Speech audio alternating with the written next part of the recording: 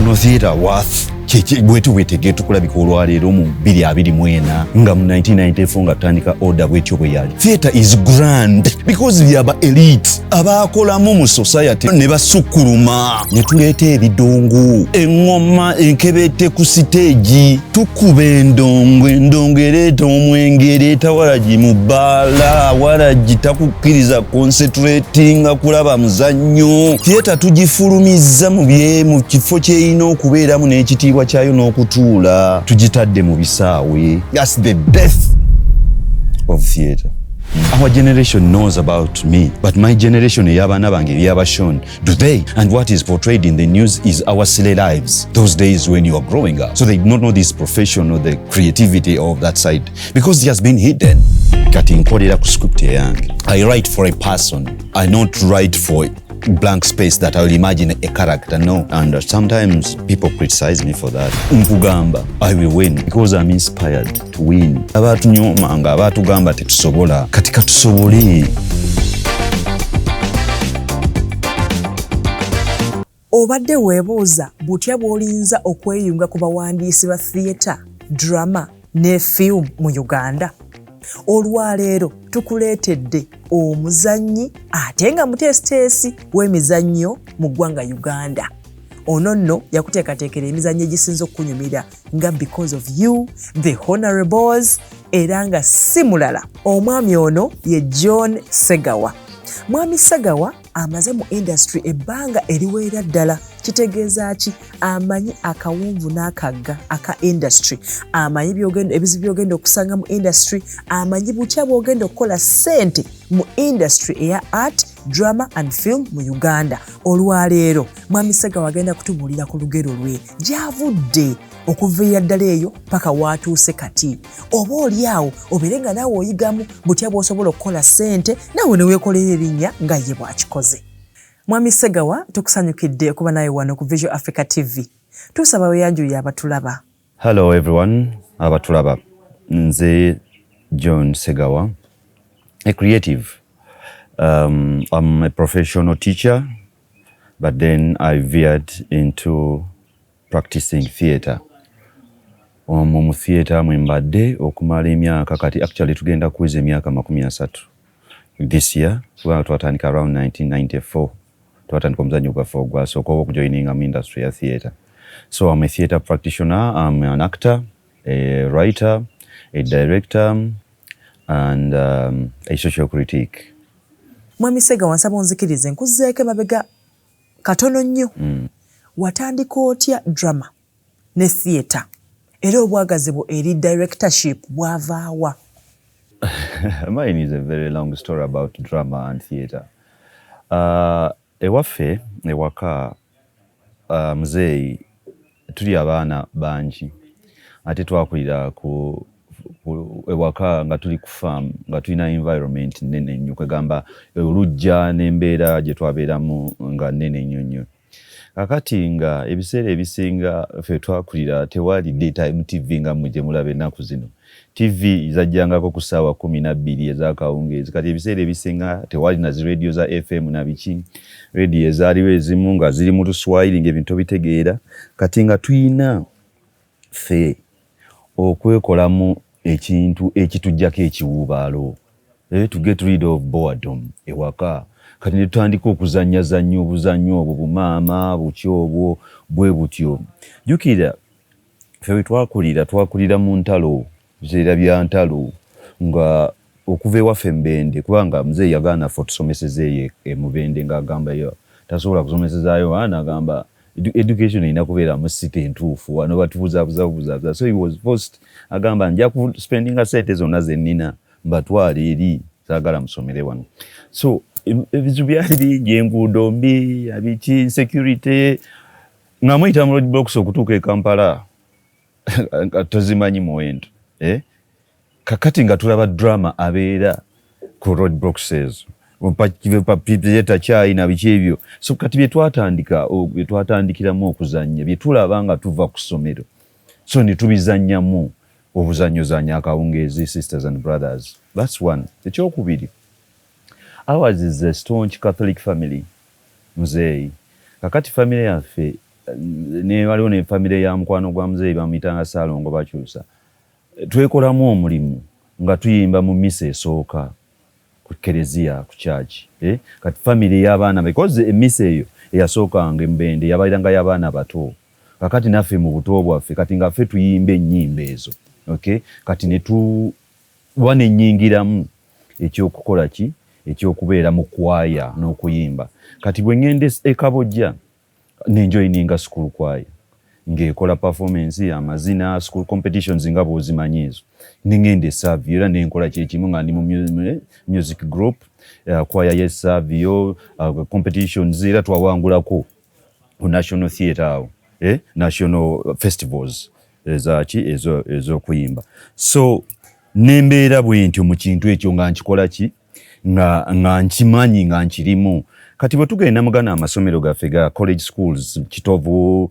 luddawo ago ge nagendamu gonna jjukira nga mulimu literature books government inspector bwe twabuzannyanga nnyo na biki kati nga groups ezo jjukira mu masomero ago ngaliwo debating group drama group na biki nga mwekolamu groups ezo kati nze nali mu drama group kati nga occasions ezo nga abazadde bagenda okujja bazitangwa open days nga tutegekayo emizannyo era I used to participate and direct my fellow era nga neteekamu okudirecting okukola kino okweteekamu nti nze leader so nengenda ng'ekintu ekyo nkola ki nkirina mu masomero throughout school kakati throughout school olw'okuba nga ndi mu drama nayagala nnyo waliwo mukwano gwange mwogerako nnyo bamuyitanga Sekisambo yali mbakayimbira Dramators kakati yeyandeetera okubamanya nampa ne ku tapes zaabwe gye bazanyirangako emizannyo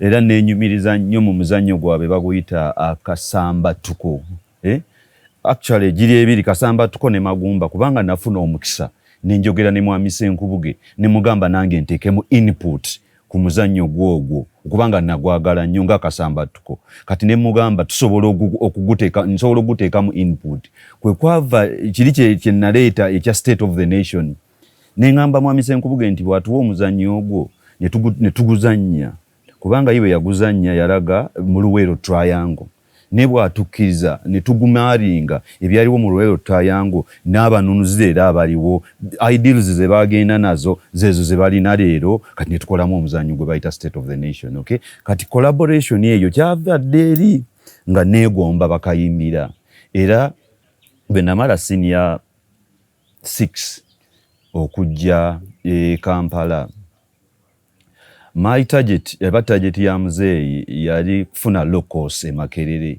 naye bwe nakola ebibuuzo bya senior 6 I failed by a point kati muzeeyi nangamba nedda John okyali muto genda olunye ekintu kyo kyoyagala so nga nina okudda mu senior 6 kati ne bandeeta awo ku ssomero balitanga progressive SS erya teacher bamuyitanga Juuko Mr. Juuko nga lyeriisa nnyo arts nga kwegamba tulyeyunira okusobola okutuukiriza ekirooto kyo your dream kati kwe kujjaawo ku progressive yali alongo Lubaga Road Lubaga Road awo kati ate Lubaga Road nga Pride Theatre eri kumpi ne Lubaga Road kakati bwe bampa ssente eza hostel muzeeyi nze saasasula hostel naziteeka mu nsawo nentandika okusula ku Pride ne Kennedy mu dressing room z'oku Pride kati awe nabeera kakati environment y'okubeera ku theatre awo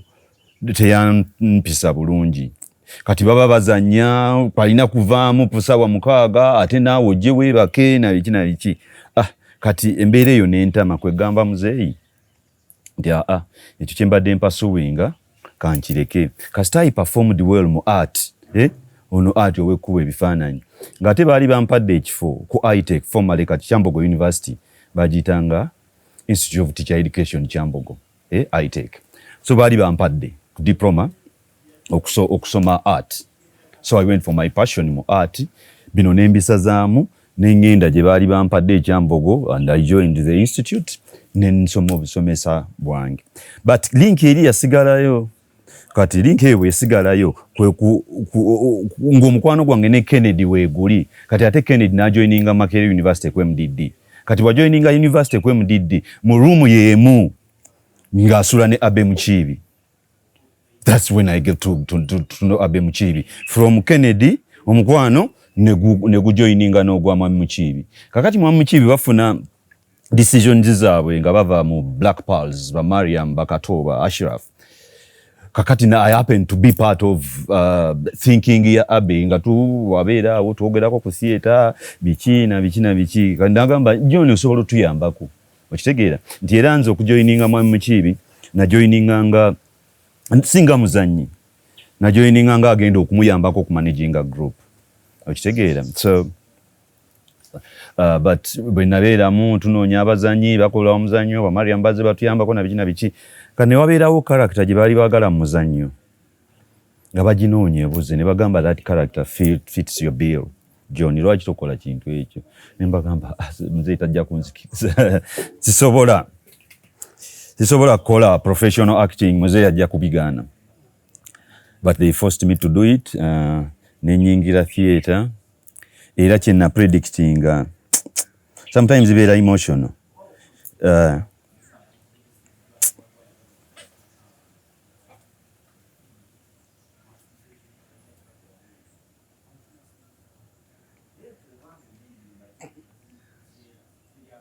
nga tugenda maaso nyongera okubajjukiza nti vidiyo eno etuusiddwako bannaffe aba Light Up Unisex Saloon. Bano nno basangibwa ku Kireka Namugongo Road ng'onaatera okutuuka ekyali Wajjala. Bakola ku baami n'abakyala. Abaami bakusala enviiri emisono gyonna, abakyala batukolako enviiri, bakola ku njala, bakola ku bagole, kwegamba ofuluma wenna ng'olabise bulungi. Abeetaaze bakubire ku nnamba zaabwe z'essimu ku screen ya wansi weeziri babeere nga bakukolako naawe olabike bulungi. Buli muntu nno kimanyiddwa nti abaako n'ebimuvuga nti nze kino wemba nakyo oba yembaawo na bino binyamba okubanga ngenda mu maaso. Bwe tuddako gy'oli Mwami Segawa, gwe biki ebikusindiikiriza okubanga ogenda mu maaso n'ebyo ebikuyambye okufuuka director gw'ofuuse kati? I want to win. So I'm inspired by winning. Njagala nnyo okuwangula. Nze tosobola kuŋŋamba kasita when I set up nti ngenda kukola kino tosobola kuŋŋamba nti sigenda kikola. Inspiration jijja ku muzeeyi wange tomugamba nti sijja kikola oba tekijja kusoboka ewaffe teri tekijja kusoboka kisoboka ng'olina emikono nga lwaki tekisoboka. So I'm inspired by that man. Tekijja kusoboka gamba kisoboka. So kati nina spirit yeyo y'okuwangula for shaping me into the person I am in theatre. Of course, where I started from, this our school of five is the one that shaped me. Why do I call it the school of five? It changed theatre. The school of five, we have Abe Mukiibi, we have Ashraf Semogerere, we have Katolu Bwama, we have Mariam Ndagire, and personally myself. That we came together at a particular time when we were all young and vibrant, okay? And we wanted to prove a point from different walks of life. We wanted to prove a point because ebiseera ebyo nga bavubuka bukutte Bakatoba Ndagire Bashirafu ba Abe nga bavubuse baagala okukola ekintu ekyabwe. So we had the zeal to fight and win. Abe yatugambanga nti ffe tekigenda tutwalira myaka gy'abalala gye batutte okubeera ku top.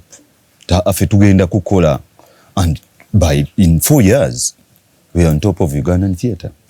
So my theatre and film and everything is because of those people. Writing because I was near to Mariam all the time. Chuvola empandika yaffe eri simira lwakubanza ennaku zino nagezaako ogijjayo into abstractism. Mariam is a very good storyteller. Awo lwatuuka munange n'anyumya olugero nakati nzeeyo navaayo nga you know, as you grow up you want to find your niche. I'm a fan of Alex Mukulu lwakuba ennaku zino tulina disagreements because mulabanga is my idol. So bw'abanga ndabe agenda I feel bad because I look at him so much. Kati nze nga njagalamu that kind of abstractism because I'm from the background of art.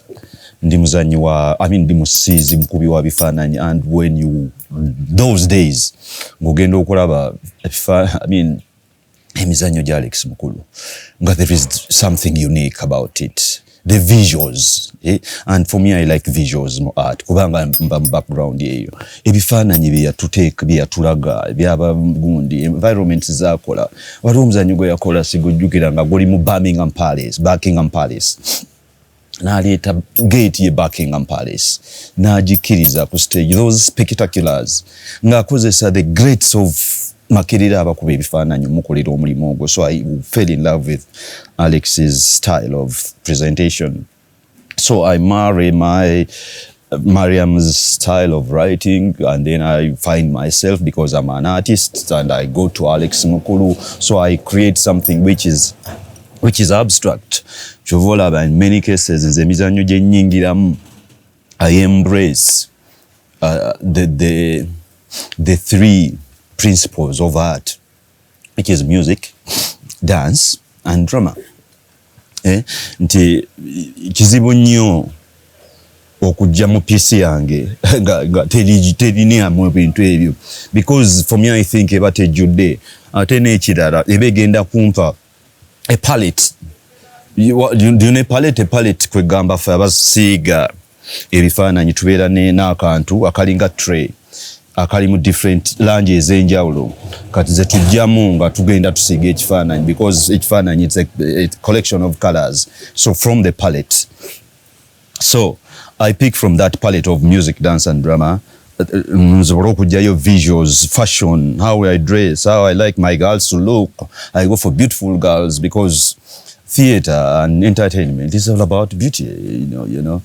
Yeah, so that is my inspiration. Yes. Bwe tuddako ku omulimu guno ogukoze bulungi nnyo nnyini ddala era tukweyanza. Hopefully. Omuntu yali yagadde okumanya project ki gye wali okozeeko n'owulira nti eyo esukkulumye ku ndala, oba oli awo nga yeyaleeta n'enkyukakyuka mu mulimu gwo?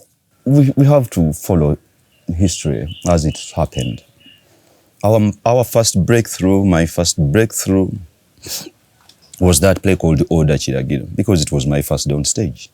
First of kati kinina okumbeera mu bulamu bwange obwa bulijjo. Era bwe twaliri bwe nali mpayiro gye ewa Kato, nagamba nti olunaku Afritalent we yajja ku ttebo y'abasajja lwe Kato, omuzannyo gwali gututuddemu, audience ejjudde naye omuzannyo nga gututuddemu, nga we are novices, nga omusajja atuliidinga ye kandoza abe Mukiibi oba naani omulala, nga we are not, nga tetulina maanyi, nga tutidde kyekituufu. Kato n'asaba jaze costume n'ayambala n'ayingiramu a free role to uplift our play, and we have never been the same.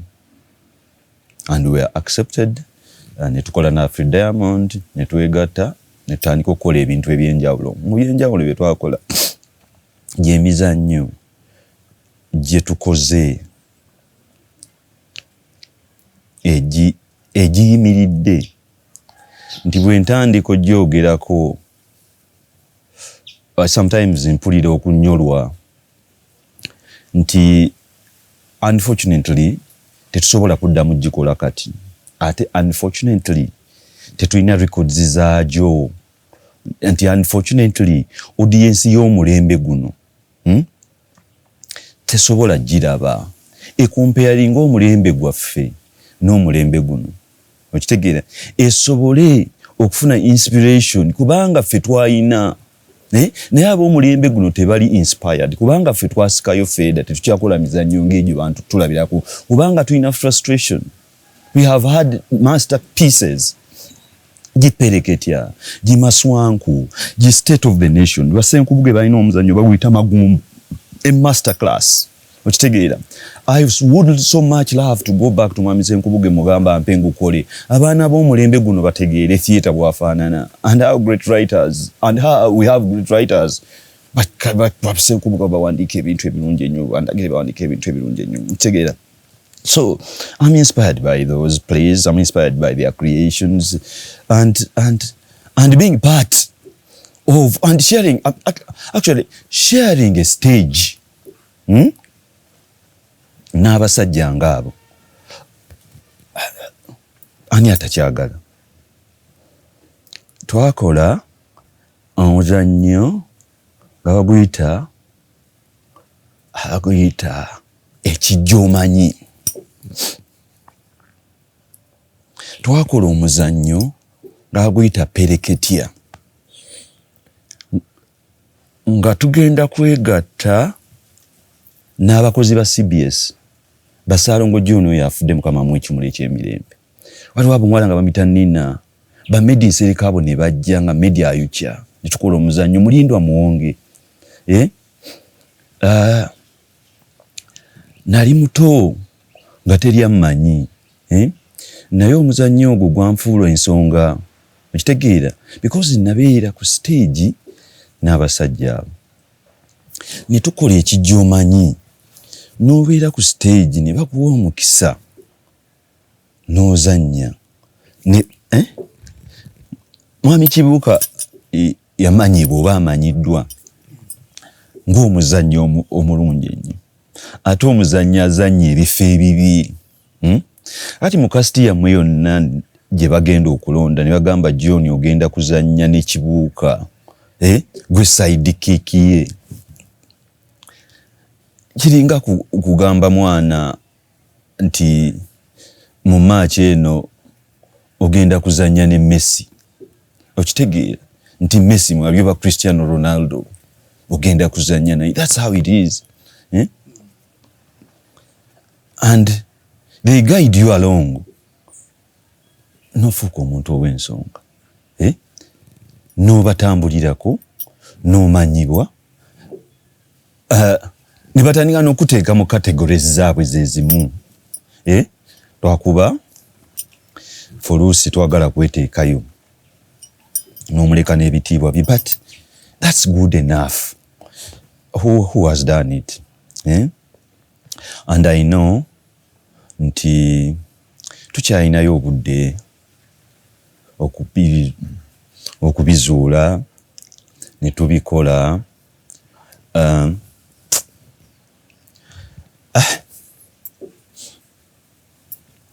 The last time Kato yajja wano kyekyo kye yaŋŋamba John emizannyo gyaffe egyo tugenda gikola tutya nti bw'otoogikola nze nno ŋŋenda bikola. That was Kato Lubama's voice. Unfortunately he passed away. Mukama amulamuze ekisa. Naye we live tujja kukola kye tusobola okusobola legacy ogiyimirizaawo n'okulaba nti tubbulula ebintu byaffe gye biri mu wax. Nga tugenda mu maaso nyongera okubajjukiza nti vidiyo eno etutuusiddwako bannaffe aba Light Up Unisex Saloon. Bano nno basangibwa ku Kireka Namugongo Road ng'onaatera okutuuka ekyali Wajjala. Bakola ku baami n'abakyala. Abaami bakusala enviiri emisono gyonna, abakyala batukolako enviiri, bakola ku njala, bakola ku bagole. Kwegamba ofuluma wenna ng'olabise bulungi. Abeetaaze bakubire ku nnamba zaabwe z'essimu ku screen ya wansi weeziri babeere nga bakukolako naawe olabike bulungi. Ekintu ekisinza okuleeta obuzibu ne theatre ya Uganda in particular, the changing environments. Ensi nga bw'etambula, ensi nga bw'ekula, ensi nga bw'edevelopinga nti tuteekeddwa wali zino ensi ze tulimu kyova olaba baziyita zi Banana Republic, abalala ne baziyita road developing countries LDCs, endala ne baziratinga mbu eno third world neero biki batuufu olw'embeera y'environment gye tulimu oba mwe tutambuliza emirimu gyaffe. So theatre okusobola okubeerawo akatale ke kagifuga, akatale ke kaliwa, akatale be bantu abakwagala abakulaba era abakkiriza mu kye mukola. Ekyo kiva ku ntegeera of a particular population, of a particular society at a particular time. Nti entegeera yaabwe mindset eriwa, okitegeera, era bali exposed ku ki. Ti we waabeerangawo boom ya theatre, it is a historical factor. Abantu oba baagala okukiwulira oba tebaagala kiwulira. Boom ya theatre is a historical factor. Jjukira tubadde mu ntalo, history wa Uganda tubadde mu kulwana insecurity na biki ne tubeera mu nsi nkyongweddeko nga TV etandika ku ssaawa mmeka 19 aba 12 neggwako ku ssaawa 4, naye ng'abantu banoonya ebintu ebisobola okubabeezaawo, okitegeera. Omuntu ayetaaga obwongo bwo obuzza after a long day of work. Obwongo oyagala obuze, owulize ku music, owulirize, olabe ku bisanyusa, olabe ku film, ogendeko ku community centers, waliyo abazannya omupiira, waliwo ababuuka, aba netball and everything. Okitegeera, that was the environment then. Okay, so with the ushering in of this regime in 1986, things started to develop, to change. Okay, insecurity egenda evaawo, night bars start to open and everything, obulamu bugenda bukula, okitegeera. I remember ffe twali bamaanyi nnyo theatre, naye ebbaala bwe zitandika nebiki nga ebbaala ekinaaza entertaininga tekigenda kuba mizannyo naki nga zeetaagamu music. Kati music atandise okuyingira mu entertainment spaces zaffe. Okay, Chameleon, whom I call the greatest musician Uganda has ever had. Why? He has transformed the society, a musical society, and believe and thinking. Chameleon is the god of Ugandan music, according to me, because he has changed the society, and he is the effect. The Chameleon phenomenon is the number one effect of a declining theatre.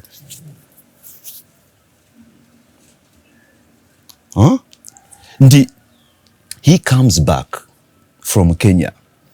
Okay, we had a theatre boom. When Chameleon comes back, we had a music boom. So the audience shifts from theatre to music. Okay? We, the standard bearers of theatre, felt threatened. According to my understanding, it was a mistake. We embraced music.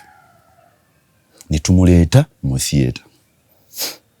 Now, music and theatre are two things that you cannot put together except when they're embedded in the script of the play. And when you embed music in the script of the play, it has a tempo and restrictions, how it comes in. Okay? It does not distort the whole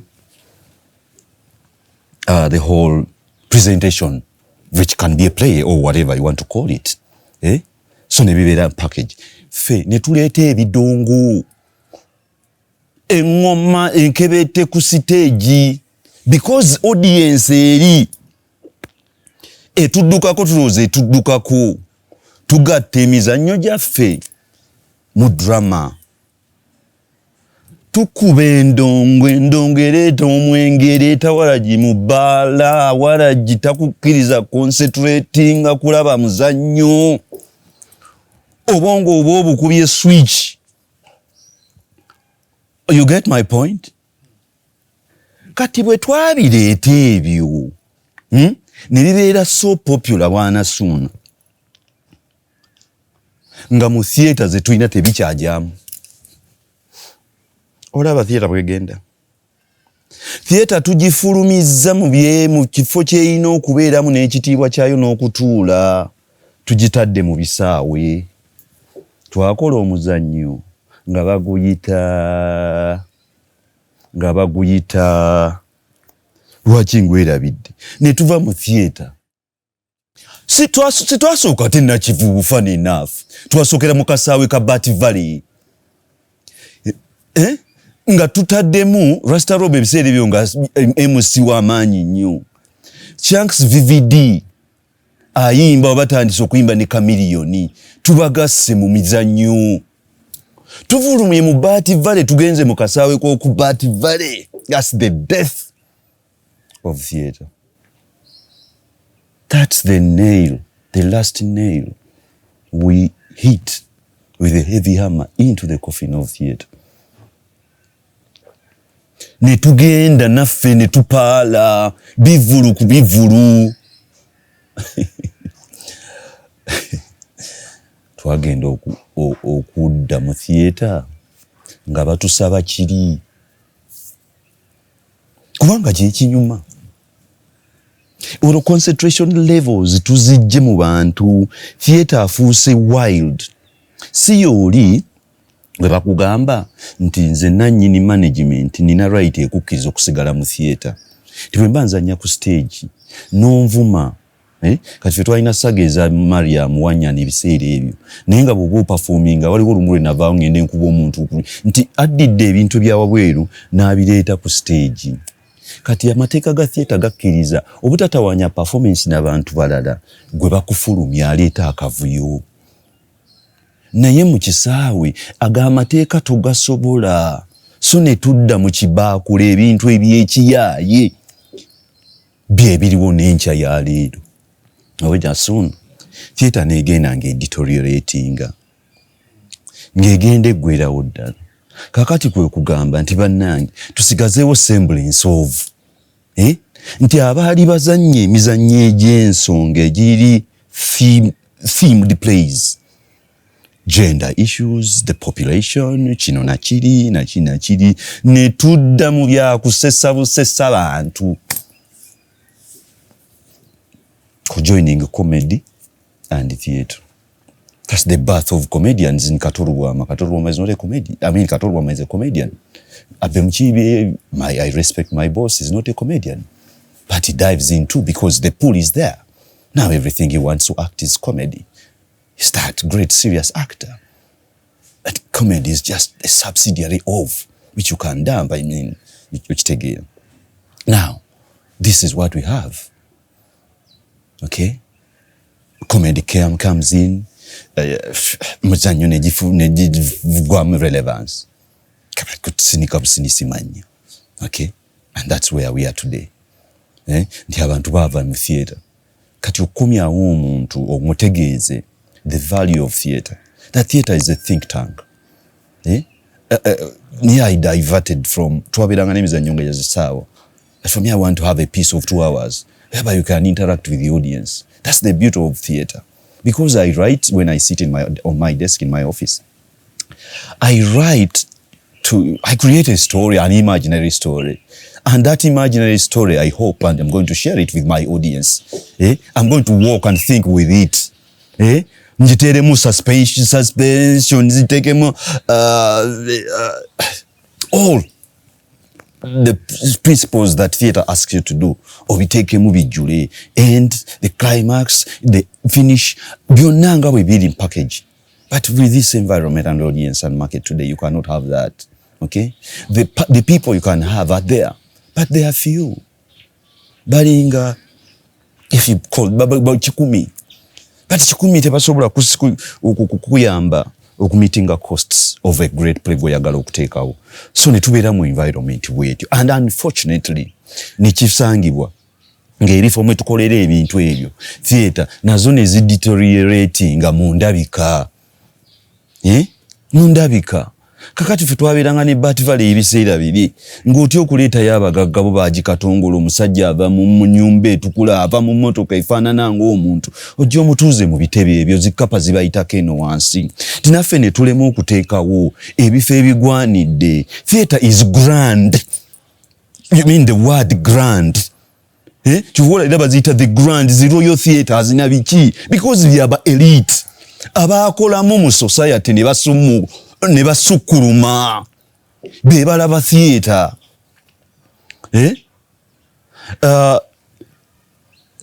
Ndibogende e Bulaaya.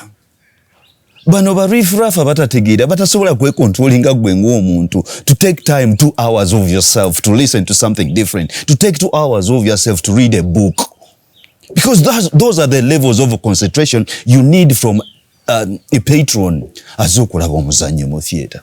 But today, how many do you have? And if you have them, do you have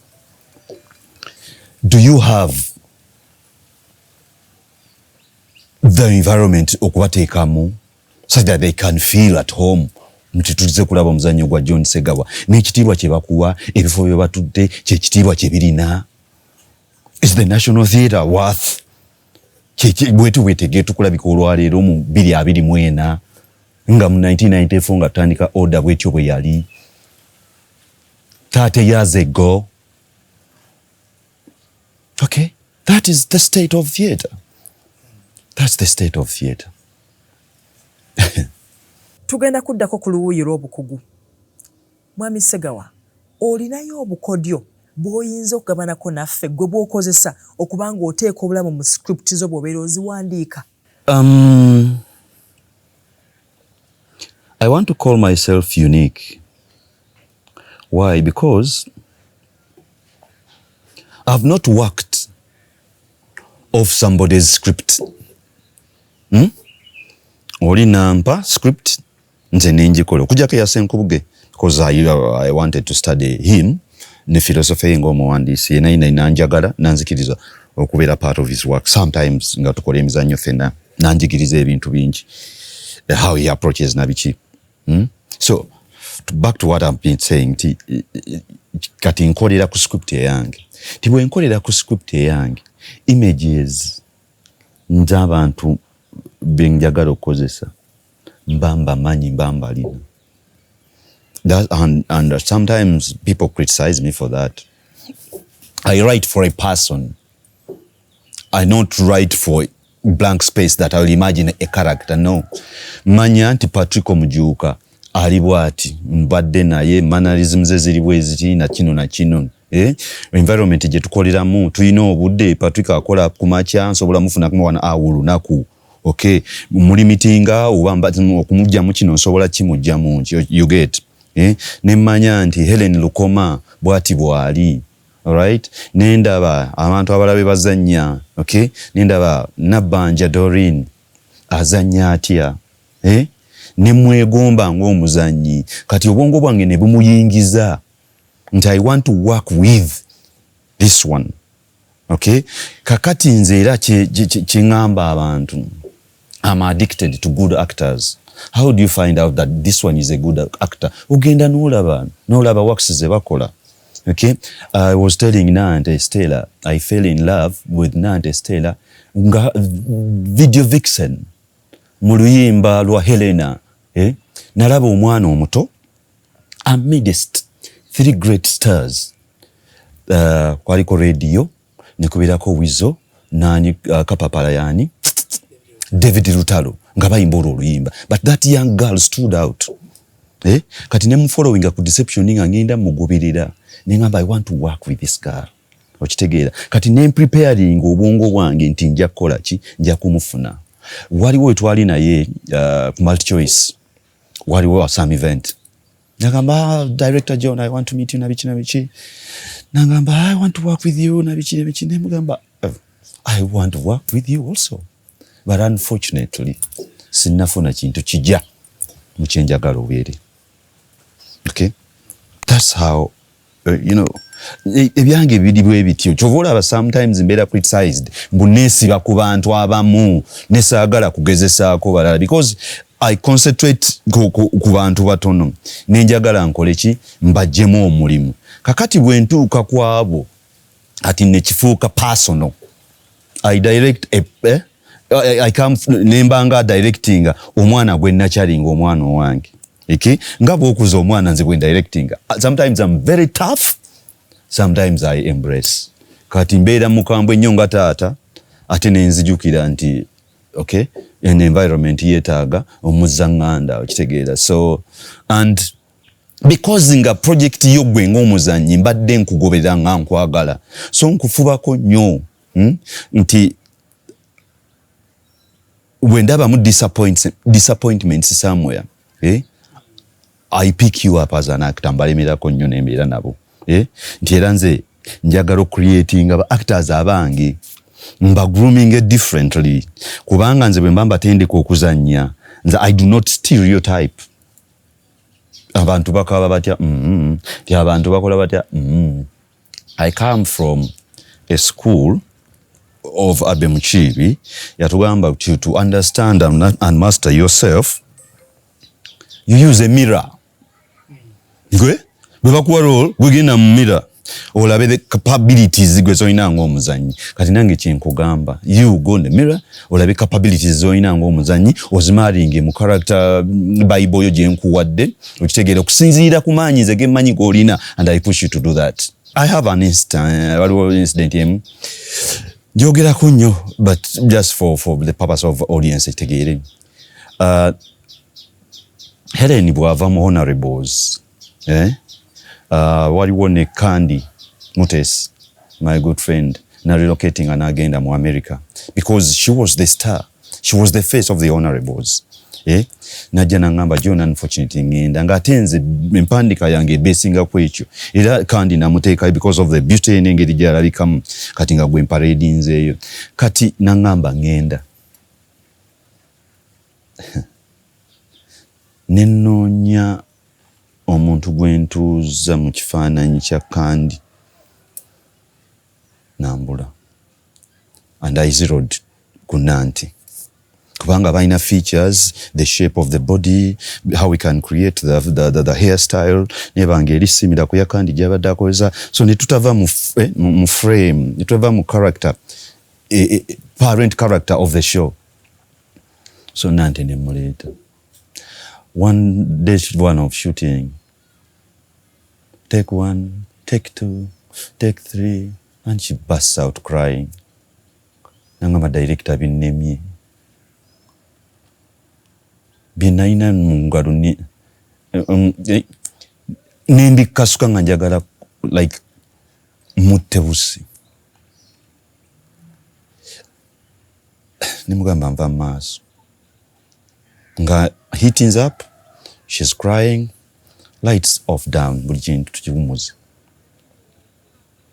bannange ne bagenda nga bamuwoyawooya kati nempulira nga bamuwoyawooya ngate tebabaddeeyo mu part of the making and the construction of that character so I stormed again and we had a bitter nemga koddamu ngenda kukuba you don't know how much I have suffered to create this character and I do not have any other person who's going to do it. It is you. Sober up, go back home, take a cold bath, tomorrow come back a better person. I have never regretted. She is the best Kuseti and she's my assistant director now. And you see where she is now. Mwami Segawa, emirimu gyo gy'okoze okugeza ng'omulimu gwakola mu The Honorables guleese enkyukakyuka nnene nnyo mu drama wa Uganda. How do you feel your works have influenced the industry and the audience? One, I'm happy to say that my projects reflect John Segawa. Okay? That I have managed to create my own. To create who John Segawa is, and the principles in art, in drama, in theatre, and film. I have a controversy between more theatre, especially for the Honorables. I said I'm not going to script the Honorables. Why? Because the background and the making of the Honorables is from that school of thought.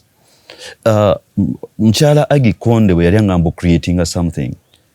Yali principal wa NTV ebiseera ebyo.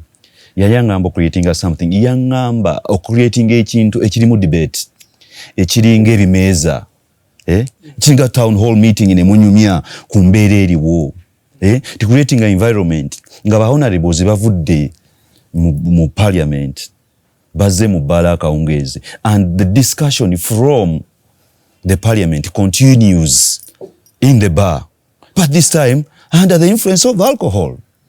There is no speaker, there is no what, it is that. So to hit the nail on the head, how do you script that?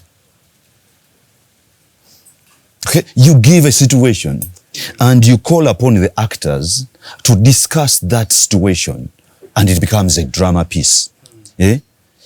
Era nga abazanyi bange bengenda okuleeta mbagambe wange teri script. You are going to use your brain to create the lines. Because this is a discussion. Understand what you are going to do. Understand. Saga. Go and read the papers. Watch the news. Go out and research. Okay? And come back and give me that input. Because I cannot give it all. I'm limited myself. And look, I'm working on 12, 14 characters. Okay? Why do you want me to go and think for you? Nze nkuwandiikire go copy and paste. Okuraminge oyogera ogende. Now, you must participate. In particular for that kind of drama. Tekitegeeza nti pieces endala sigenda ziwandiika because ziyita kuwandiika. Okay? Naye no teyita kola ki? Kuwandiika. So that's how I stand out from. Nze creating ekyange okusinziira ku nze kye njagala okugusa. Nze tusobola kungamba nti amateeka ga film aga theatre gatugamba bwe gati. Eyagawandiika yaani. Twaki creating agange okusinziira ku knowledge gye nnina ne audience yange gye njagala nange ng'omusizi because I come from the background of art. Omusizi w'ekifaananyi. Nze sinka PC yange wali gwe nojja n'ogi-interpreting nga bw'oyagala. That's my role. So that's what I want to create in my actors, in my scripts, in my projects. Ziberenga, it is a piece of art where you come and discuss. Okay? I'm making that. I'm trying to make that. Our generation knows about me. But my generation, ey'abaana bange byabashon, do they? Okay? They just know, listen to John Segawa. And what is portrayed in the news is our silly lives. The Casanova beats of our young times. Bibatutumanga, bichi bitegeera. Those days when you are growing up. Abamu bebamanyi that silly part of your life. So they don't know this profession or the creativity of that side. Because it has been hidden. Because you don't have the platform for it. All right? I have been many people who, after seeing John Segawa's honorables on television for the last 5 years, but they doubt. Bulijjo John yakola ebyo. Okitegeera. They label it to be, so I'm still fighting to create. That's why I'm transitioning. Nkola Buyu Studios. Okitegeera. Ningamba from Beyond Borders Entertainment, which people, because I started Beyond Borders, nga njagala okwekutula ku Afri Talent. Nga thinking yange tekyakolera mu Afri Talent. Nga it is limited space. I wanted to open up. Creating ebintu byange. Nga Afri Talent ina principles zayo ne kwe yatandikira ne abakama baayo. So I had to find my own. Kwegamba nti let's go beyond borders. Tugende tulabe ekibi wabweru w'ensi. Tulabe. Nze nenfuluma n'abantu bange. Ngende nzuule. Ndisobola okujjayo omuyimbi ne mukozesa. Sobola okujjayo omusomi wa mawulire ne muleeta. How does it feel? To experiment with that audience. So nembeera mwebyo. Kati ngenda okulaba beyond borders, then it is okay, now they understood you are creating that away from this, but then there must be something that links each other. Because Beyond Borders and John Segawa, they should not link. Now, Tulageko, where do you come from the background? So to create Buyu Studios. And what is Buyu? Buyu is a calabash. Ego fena kwetulia ekibya mu lulimi olw'Abafirika. Ekibya mu family zonna metutoola ze nensalawo okukozesa ekibya eky'amagezi nti tutoola mu kibya ky'amagezi. Buyu fena kwetulia nga kyekibya kyenjagala okukola ki ocreatinga kati nkiwe standard bearer waakyo ne creatinga John Segawa Arts. Nti emmere nti chef afumba emmere eno gye tugenda okulya Naalongo w'ekatwe ye Segawa ti abantu balya oli balya Naalongo w'ekatwe tebalya mmere kubanga omuceere buli wamu gye guli niyo omuntu n'ayita olaba wano ewa Sebanjaye wa bakuli waliwo omuceere n'ennyama n'enkoko n'avuga n'agende ate ng'akolera awo opposite kunge wa mukwano gwange Kiyimba n'atalya waani kwa Sebanjaye n'avuga n'agende wa Naalongo ekatwe ninga wano yaliseewo piraawo. So abantu tebalya mmere balya mufumbi eyategese. Kati bwe nkuteerawo kino ani ategeka kino ye thinking yange.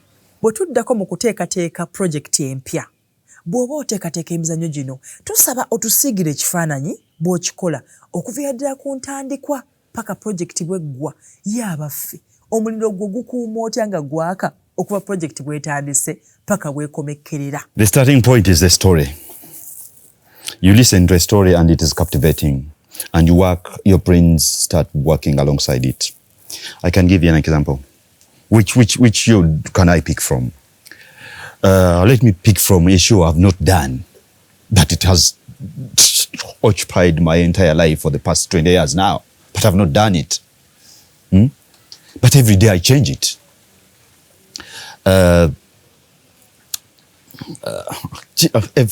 Susan Chiguli tumumanyi. Okay? Some girl yali ayimbira muba nga Eagles production neba Misachi neba Geoffrey Rutayo. She was the star girl nga kusasa whatever n'abalala. Susan was the star girl mu Eagles. And nothing visible, unfortunately. Mbuya tabawe. They had an altercation ekiro. Nata no musango bagumusalira. Sigamba nti njogera bitaliye. Natabawe. Okay? Niba mutwali ruzira. Musango ne kugenda. Omwana wa testimony yaleeta obujulizi yali mwana waate nga wo obujulizi ku maama we. Okay, so she was convicted ne bamusalira naye yaserving nga Susan yavaayo yasomerayo n'obola. So Susan has a very good story. That is the story that has inspired me for a while. I want to do Susan's story from day one when that happened because it was part of us. But I wanted to do that. It is here. Irreversible regret ogyajuulidde ko nganjiranga. That's the story. Kati nagikyusiza nenjifuula wuli. Egende to, sinafuna mukisa gikola naye gikola nkyagirowooza. Every day I think about it. Every day I'm writing something different about it. Every day I'm recording of byensomye. Kino nja kiteeka Mukama Katonda bwana bampadde ki bampadde omukisa. So that is my creation. Now, which other story? There is a story I'm working on. Eyewafe Mbende. There is an unfortunate story that happened. I have tentatively, the title is Murder in Our Small Town. Tentatively. But I can change because it is revolving and understanding the story and understanding the people and understanding the mindset, because you must understand the mindset, where you are going to pick the story from. You can't create a story in a mindset. It does not work. There are two different understandings and environments. So you must go and understand this mindset, the thinking, and talk to them and what happened. DJ yali mu relationship n'omukazi omukulu. Omukazi omukulu ndoza bayakowa DJ ng'atigwa badde afunako ebintu kulaga mu town awasizaako n'abawala abalala. Osobola okusigaza kiri ng'amugobye yamutta. And ajali mukomera. And what a beautiful story to create from your hometown. And it has a story to tell. This is a young man who's dating an old woman. All right? An old energetic boy who can work and trying to fend off an illiterate woman because yakola senteze. So if we have that environment and we act out of it, don't you think that we have a lesson for the audience? So that's my thinking behind my scripts and works I want to do. Bwe tuddako mu nkolaganayo ne ba artists abalala, Mwami Segawa okoze ne ba artists abamu ku basenga obulungi mu ggwanga Uganda. Okonnonga kw'otadde ne ba the production teams ezisinga okubulungi nga zibalina kye zikola. Ekibuuzo, oba managing otya okulaba ng'obajjamu ekyo kyennyini ky'obeetaagamu to bring your vision to life? I say to them my story. I tell you my story and how we are going to get through it. I'm a good storyteller. Ate matiza bulungi nnyo. Ate I exude confidence because I'm confident myself. So wadde nga nina ekizibu no, I exude confidence. Olaba nga bwe nkugambye wali nga tutandika. My inspiration yonna mu buli kintu kyonna n'ewaffe eyo gye tukola n'emirimu n'ebintu byange byonna bye nkola nkugamba I will win. I will win. Nesiteekawo time limit. Nze njogera ebintu byange nembyoga ne bagamba John Mulalu ne wayitawo emyaka 7 ne bituukirira. Ekitegeera because I'm inspired to win. I come from a story which is life. I come from a unique story of my father. Yeah, that's the family I came from. Yali teyasoma yakoma mpitu. Natandika yateeka eyamulabiriranga ng'alina emyaka 4 ng'akola mu bayindi nga boy asaawa akola iki kati ola n'atwala akaana okukalabirira kani katandika omuyambako okufumba mu kiyungu. A cook. My father started as a cook. A young boy of 5. Era yangamba mbu abayindi bamuyita Toto Jokoni, the small boy who works in the kitchen. Okay, so and today the man who became.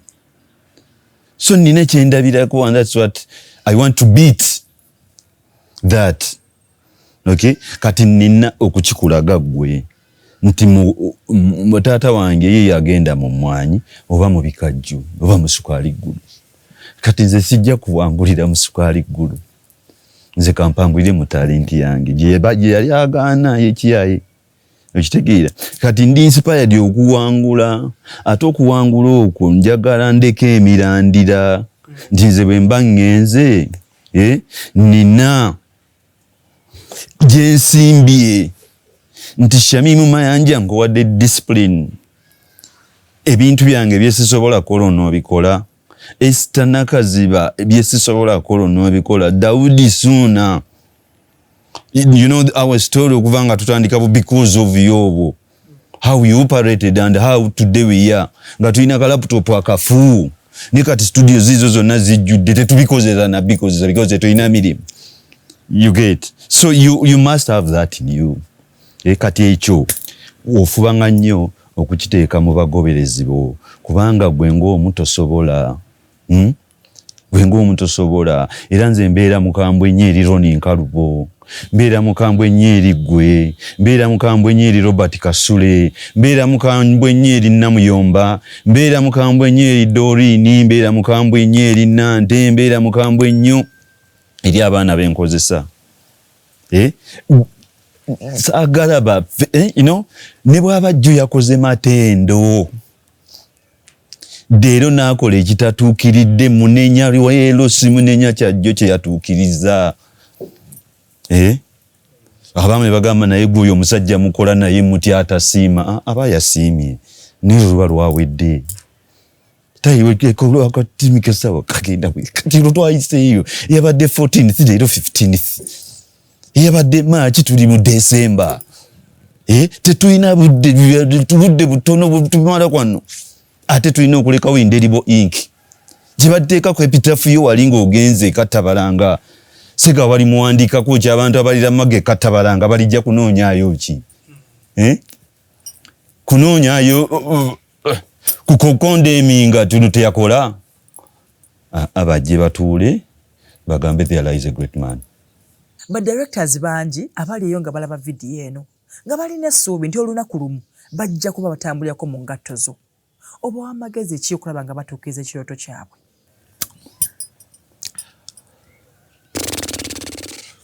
Who do you want to be? As a director, who do you want to be? What do you want to achieve as a director? How were you inspired, first of all, to call yourself a director? Who inspired you? Olabira ku ki okusobola okubeera? kitusomesa ebyafaayo ne tusoma abantu the greats n'ogenda n'osoma ku Bagandi n'osoma ku Napoleon n'osoma ku Nelson Mandela n'osoma ku Stanislas Mugwanya abantu ababadde mu nsi n'obalaba biki na biki ati bw'obanga obadde oli musambi wa mpiira oyagala kusamba mpiira n'obalaba kati ffe tutunula n'olaba ndinja kubeera kino akati naawe n'ogenda olina okwesoma wewandiikira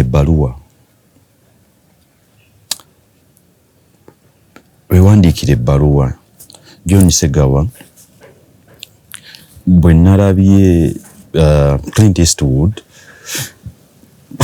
By the way, I'm inspired by Clint Eastwood. Nansooka mulaba mu firimu bwe batuleeteranga ekabojja. Those gun the films ez'aba cowboys ze yazannyanga ezo nga ze batuleetera mu hall ku Saturday tulaga film.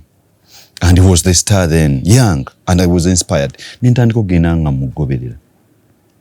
Kati bwe natandika okugenda nga mugoberera nendaba uniqueness gy'alina mu mpandiika ne approach nga director. Kitegeera nengamba njagala kubeera Clint Eastwood bw'akola. I can give you examples of scripts z'awandiika oba shows z'akoze. Watchingako film gye bayita $1 Million Baby. Do you remember the beautiful storytelling of a boxer? Yena amweteekako and he failed. He died.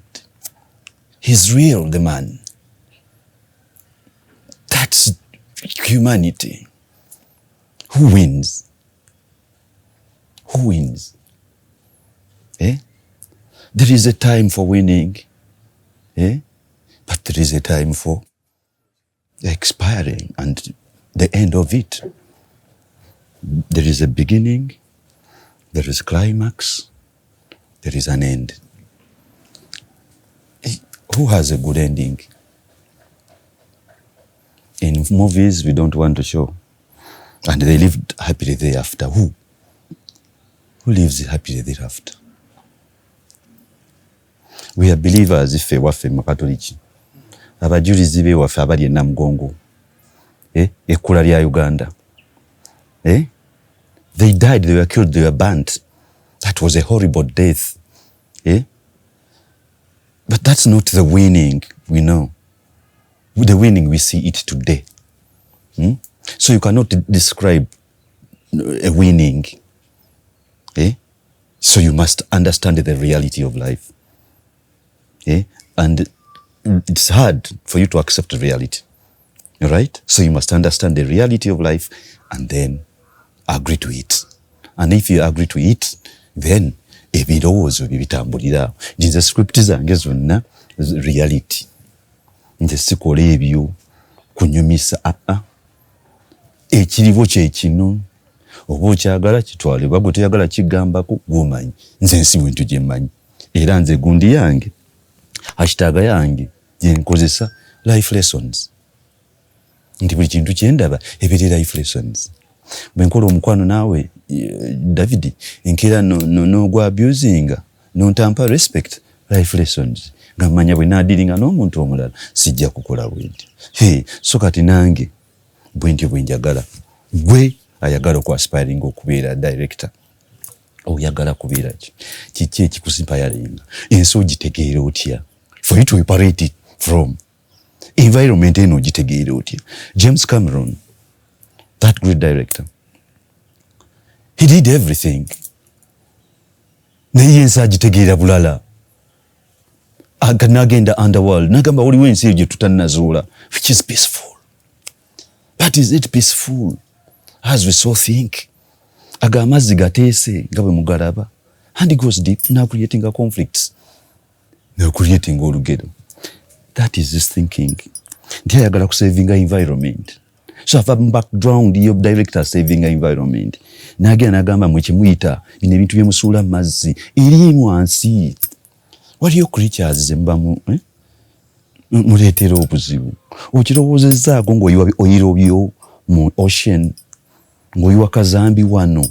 So nze bwe ndowooza director bw'alina okuva from a school of thought kati agiteeke mu works ze asobole okugusa kyayagala. Tweyanziza nnyo amagezi ago. Bwe tuddako ku side ya art ne business, ebintu bino byombi obibalansinga otya naddala nga twogera ku industry etali commercially stable? One, I understand my market. Because, look, David, I have been in this industry for the past 30 years.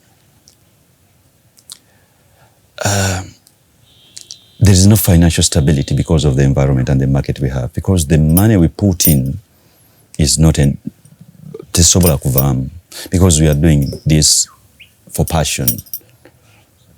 Okugusa ensonga, okugusa olugero lwaffe nti abatunyomanga abatugamba tetusobola kati katusobole, kubanga n'abaasooka bonna betulaba ebizibu bye baayitamu, abaakola amanyonyi ago ge tulaba, abaakola zi penicillin, abaakola biki, abaatambula ensi ne bagizuula baayita mu bizibu ebyo.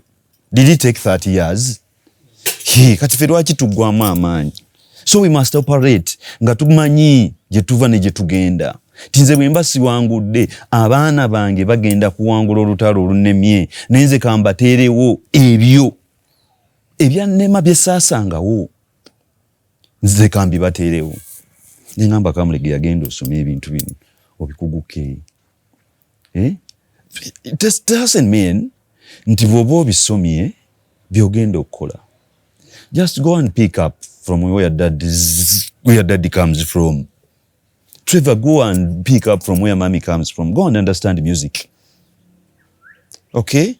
Because mommy, Jalandagire, is a brand, is an industry, is a musical industry, is a music industry. Mariam Dagire is a film industry, is a theater industry. Sean Kamulege, you are blessed to have a mother like that, okay, who is an industry. He's your own. You go and study that industry, what it is, and then maybe when we are gone and okuze ebibyo biganyi, you can always come back and pick up from, because you have an asset. You have a brand. Tata wo mama wo babikukoledde. Okitegedde. Shanice, my daughter, yekali ku Taiba school, bamubuuza osoma kubeera kinagamba a creative. Banne bonna bagamba doctor, lawyer, engineer na biki, ye bwayimira agamba a creative like my dad. You get? So I have to guide, era kati yene mugamba nti bano bagenda kola kino, kati gwe genda osome history of how the script is.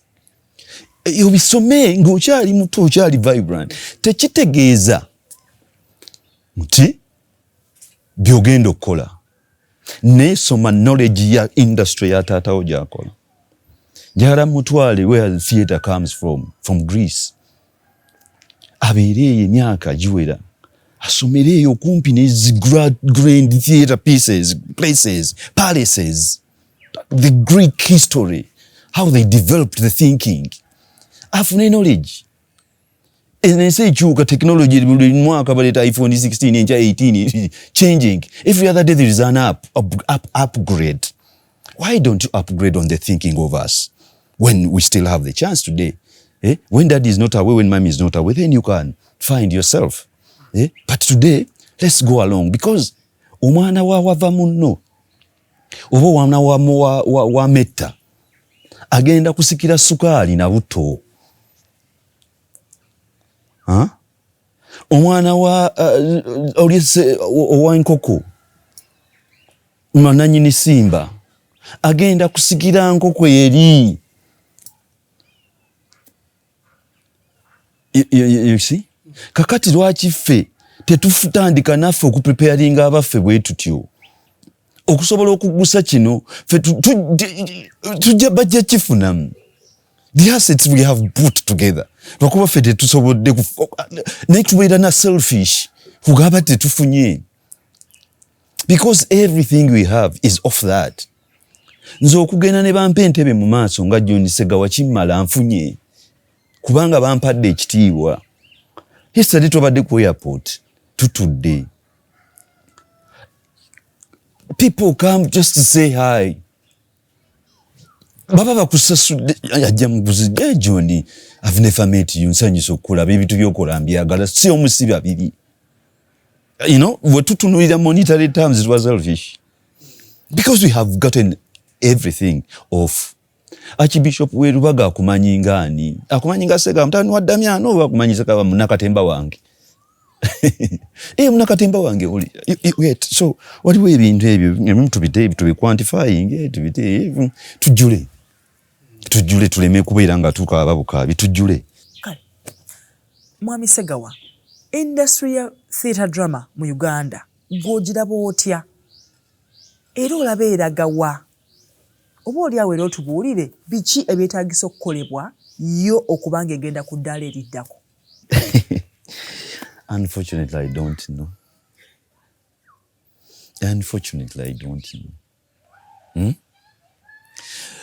Saagala kubika. Naye I'm so disappointed with us. Myself in particular. Jitwadde tukayanawo ne sendi. We have been so frustrated to lead. We have been so frustrated to offer the vision. We have been so frustrated to advance a thinking, which is very important. To advance a thinking. I have this thinking. Of recent, we have gotten the results of the census 2024. Muyo, I picked two things. One, the percentages of the Luganda speaking. I mean, not the Luganda speaking, but the Luganda understanding population. Ovokitegera. Abategeera Oluganda, census yatugamba bali 19% ku population ya Uganda. It is quite big and kinene. Okitegera. That is a market. We are stuck in English. Nga balutegeera batugamba bali 6%. We are stuck there because tulowooza film and is supposed to be Hollywood. The step one, you are jumping step one, you want to step on 10. So you want to tell me you'll survive as a film creators theatre? You miss step one. That's your market. The Uganda speaking. And then you are speaking English. We are silly, we are sick. That's the market. I was the other day, nakiteeka my ex-handle. Ngamba ba theatre muli luddawa. Abasajja baleeta ba international stars. Ne babayisa Entebbe. Ne babayisa e Kampala. Ne babatwala Arua. Ne bajjuza. Abazinyi b'abayimbi, ba comedians. Katale, market, ebiwuliriza gyeri. Ne mbagamba I challenged theatre practitioners one. Ne mbagamba mmwe mumanya akatale ka theatre gye kasinga okubeera Masaka. The cradle of theatre. That's where our audience is. Lwaki environment is suitable for theatre. Boogera Luganda, bakatuliki, family people, si byakuwemula, baboola. Masaka.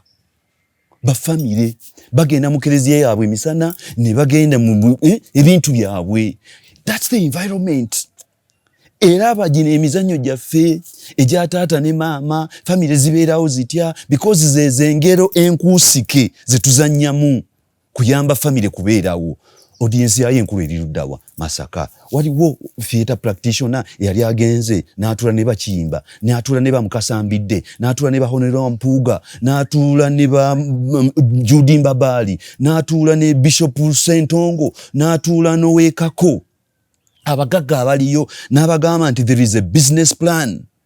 kasita mutukolera theatre ejja mu kitiibwa ky'abannamasaka buli weekend theatre ne tugiwa director agitegeera John Segawa jangu otukwatiremu director oshaping emizannyo egigenda okulabibwa mu theatre eno tukwatemu emyezi 6 then okole handover ngomaze okutendeka omwana agenda okutambuza philosophy eyo. Do we have that thinking? Have we sat? Or you are waiting for John Segawa to go do everything? That's why I tell Zendi I don't want to be the dominant factor. Yes, I can do this, but there must be somebody to jump out and start thinking and brainstorm ekintu kyabike. Tuli mu byabufuzi kawaga kwesimbawo biki. Your constituency theatre is their virgin. Togirinako. And where's the future of kunyonyodde film twagala kuzanya luzungu? If your theatre ambi kunyonyodde, where is the future? My answer is I don't know. Nga byonna ebyogeddwa bikoleddwa, mukululo ki gw'oyagala okuleka emabega mu entertainment industry ya Uganda? Buyo Studios. What you will produce from this is my legacy, because this is yours. This is for my team. And I've worked with my team for I don't know how many years. It is up to you. You have the Trevor Webali, Bakamlige Webali, Namuyumba Webali, Muli, Joseph Webali. This is what I've created. And whatever it will produce, it will be forever John Segawa. So I will fight for it and for his existence. What are you working on currently? Do we have any exciting projects coming up that we should keep an eye on? No. Now I told you I'm on sabbatical. Njagala kutunuulira. I want to watch from a distance.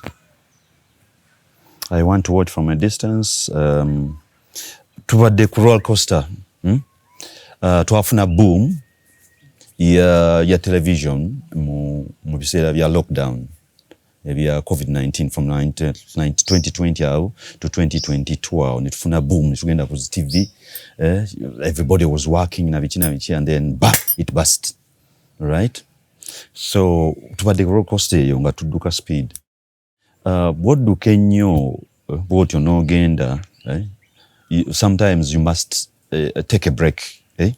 Yimiriramu katono, ddayo otandika okusoma gye nvudde, where you went wrong, kiki kye wakola obulungi, and then you re-strategize, because even the environment now is not ripe for us to put a creation. Okitegeera kakati, why don't you use this silly period to reflect on what you want, and to write what you have failed to write because of the urgency and the pace ebadde kuliko nga obeera ku project eno nga tekukiriza ku venturing into projects endala oba zirowoozaako. Now you sit and write, and good enough. Ebintu bikyuka, technology akyuka, katulina writing tools nyingi nezi AI ezituyambako. You can't imagine ffe tetwafuna mu kisoogo, leero owandiika AI mu luzungu n'ogenda ne ku translating Oluganda lulwoyagala ku the same place nga tolinze genda Wamatovu Joy kuvuga genda Masaka Joy gyali akuvuunire mu Luganda. So we are in a good environment gye tusobola okutuula ne tuwandiika ebintu ne tubitegeka, ate tekitegeeza nti buli kyowandiise gwo n'okiggusa. Tweyigirize okuwandiika ne signature writing yaffe girekawo. N'owandiika. Kakati oli bw'anajja nga yatandise okuyita mu bintu, ayinza okuzuula script ye kwe wawandiika oba nga tolina capacity ekikola, ye n'agiggusa. So bwe nfuna obudde nga mpandiika, bwe nfuna obudde nga nsoma. Naye nga kyensinga kati okubeerako kwe kutransforming the transition from me to my kids, to manage the studios, nze ngende venturing ebintu ebirala. Ngamba abantu, I want to retire in the next 7 years. Nti njagala transition mwe mujje mutandika okurunning ebintu bino nze nveemu just to give you advice kubanga wendi ndabe nga bwe mukola ekitasobola genda nga ekyo nkibagamba nga ngenda nvaayo because there is a passion I want to accomplish and I have failed because of being in theatre and I'm an artist nga bwe nagambye gyenva. I want to, when I'm 60, I want to travel the world. I want to travel the world and go to places I feel are dear to me. I want to go to Morocco to see how the environment. I want to go to Italy, but with my brush. I go to the sand beaches in Morocco, I sit there and I paint the environment because that's my passion. Ngende Italy, ngende Portugal, ngende like Azerbaijan, those places, I want to travel places. But as a blogger, because I've not had that chance, kati ngende, to come to the understanding of this generation naye ntegeere nze ngende ntambule ne theatre yange ne ati wange nga ngenda muzuula gyali gye tasobola bangoberere nga bagenda bakola kye bandaba. At the end of the day, my biggest triumph is the day wano ku Buyu wendikola exhibition yange ey'ebifaananyi ebi mu travel zange. That will be my accomplishment. That will be my signature. Bijja kusigalawo ng'ebyaba Picasso. Nti olubeera n'olubeerera ekifaananyi kyenkoze alikitwala kiribeera mu ddiiro lye nga kiriko John Segawa nga buli ebifaananyi bya Jesus. Sikuwetukereka ku Jesus. Ng'envula ekifaananyi ky'akaba nga bakola ekifaananyi kya muntu yenna. Nga tumaliriza, what's your favorite series of all times? Breaking Bad, sorry. Your favorite Ugandan actor or actress? Theatre or film? My favorite Ugandan actor is Mariam Dagiti. Any one thing you cannot work without? I can't work without a pencil. Tweyanziza nnyo tweyanzeege Mwami John okutuwa obudde n'otubuulira olugero lwo ne byonna by'otugambye ebituyambye ennyo abamu ku ffe ebikyusiza obulamu bwaffe. Abalabi mwebale nnyo kulaba. Bw'obanga olugero lwa Mwami John Segawa lukukoledde era nga lukusanyusizza, nkusaba ekintu ekyo 2 oba 3: subscribinga, likinga video ate era ogisharinge. Kati bw'oba olina ekibuuzo kyoyagala okumubuuza oba okubuuza ffe aba Visual Africa TV, tukusaba ogende mu comment section okiteekemu. Tugenda kuba tubaleetera emboozi nnyingi nnyo endala ezigenda otuyamba okugugumusa ensawo zaffe, okuyimusa ebyenfuna byaffe n'okweyongera okubeera abantu abali beta mu nsi eno. Mwebale nnyo okuba nga mutulaba. Katusenkana omulundi oguddako. Bye bye.